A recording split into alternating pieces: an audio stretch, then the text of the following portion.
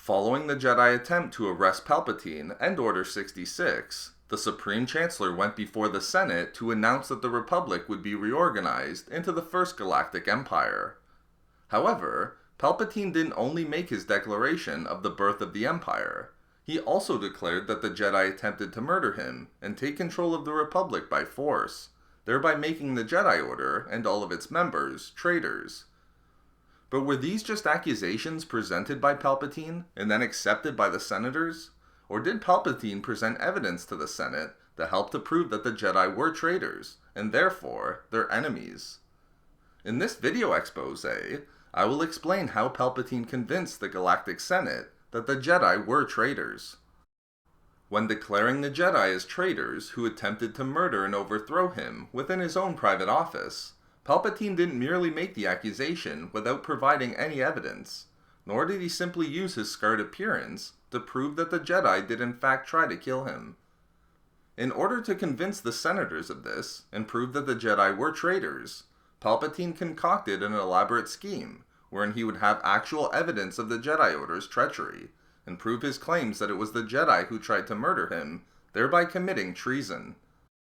As described in the Revenge of the Sith novelization, just prior to Jedi Masters Windu, Fisto, Kolar, and Tin entering Palpatine's private office to place him under arrest, having gained the knowledge that he was the Dark Lord of the Sith who they were searching for, Palpatine used the Force to trigger a recording device that was secretly concealed within his desk. The recording device was set to record only audio, with no video being recorded. With the device having started to record every word that was said within Palpatine's office, the Supreme Chancellor greeted each of the 4 Jedi Masters, clearly going over the top with the pleasantries to try to cast himself in the most endearing light possible. Master Windu wasted no time to get to the point, and told Palpatine that he knew who he was and that they were there to take him into custody. Playing it up for the recording device, Palpatine pretended to be shocked that Windu would suggest such a thing, and reminded the Jedi Master that taking him into custody would be an act of treason, on the basis that the Jedi had sworn to serve and protect the Supreme Chancellor of the Republic. When Palpatine then asked on what charge the Jedi would be arresting him, Windu stated that it was because he was a Sith Lord. Amazingly, despite the recording, Palpatine did not deny or reject the charge that he was a Sith. He merely stated that being a Sith wasn't a crime, and regardless, his own philosophical beliefs were a personal matter that were protected under the Constitution of the Republic, restricting any persecution of an individual in regard to their philosophical views. The Chancellor then finished with a question to the Jedi that would push the Senate to be fearful for their own safety from a potentially rogue Jedi Order, asking them if they would attempt to justify their actions before the Senate, or attempt to arrest them too. Refusing to engage in debate with the Chancellor, Windu demanded that Palpatine go with them. Looking to make himself appear heroic in the face of treason being committed by the Jedi, Palpatine told them that he wasn't leaving his office, that if they intended to murder him, they should do it now. At this point, the recording picked up the ignition of several lightsabers and the sounds of a scuffle breaking out. Out from the sounds of lightsabers clashing, the recording picked up Palpatine calling out for help and accusing the Jedi of trying to murder him and being traitors.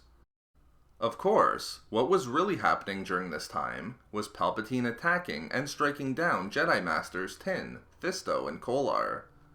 Having all the evidence he needed, and looking to continue the assault against Windu without it being recorded, Palpatine then destroyed the hidden recording device by driving his lightsaber through it, thereby ending any further recording of the confrontation. The next day, when Palpatine was declaring the birth of the Empire and making his case that the Jedi were traitors and now the enemies of the galaxy, Palpatine presented the audio recording of the confrontation to the Galactic Senate. To further bolster his claims and prove the crimes of the Jedi, Palpatine had the identities of all speakers on the audio recording verified and confirmed by voice print analysis, thereby ensuring that none could argue that the audio was a forgery.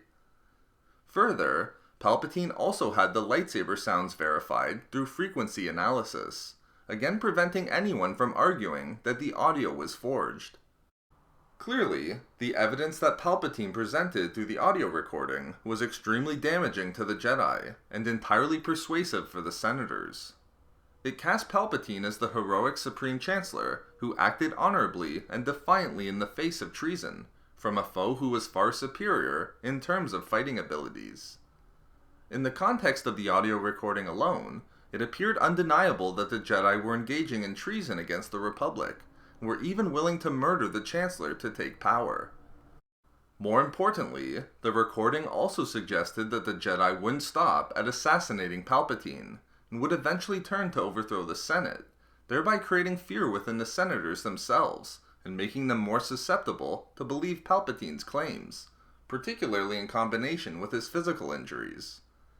Therefore, through the audio recording taken by Palpatine of the confrontation between himself and the Jedi within his private office, Palpatine had enough evidence to convince the Senate that the Jedi were a threat and traitors. So there we have it, how Palpatine convinced the Senate the Jedi were traitors. We love making these videos, so why not subscribe for more fun Star Wars theories and discussions? Also, if you enjoyed the video, think about giving a like or leaving a comment. If not for me, for preparation.